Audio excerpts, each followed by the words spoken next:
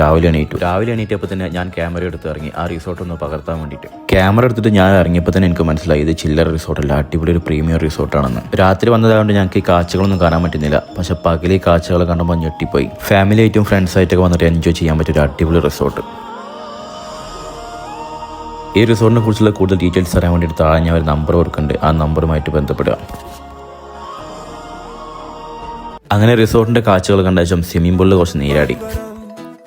അങ്ങനെ സ്വിമ്മിങ്ങിന് ശേഷം നേരെ ബ്രേക്ക്ഫാസ്റ്റ് തട്ടാൻ വേണ്ടി പോയി. ബ്രേക്ക്ഫാസ്റ്റ് എവിടെ കണ്ടാലും വാരിപ്പൊത്തലാണ് സാബുവിൻ്റെ പരിപാടി. പിന്നെ അതൊക്കെ കഴിഞ്ഞ ശേഷം ഈ ട്രിപ്പിലെ നായകൻ അവസനുവിൻ്റെ ബോഡി ഷോ. അങ്ങനെ ലൈഫിൽ ആദ്യമായിട്ട് വയനാട് വന്ന അവസനോട് എങ്ങനെയുണ്ട് വയനാട് എന്നുള്ളൊരു ചോദ്യം.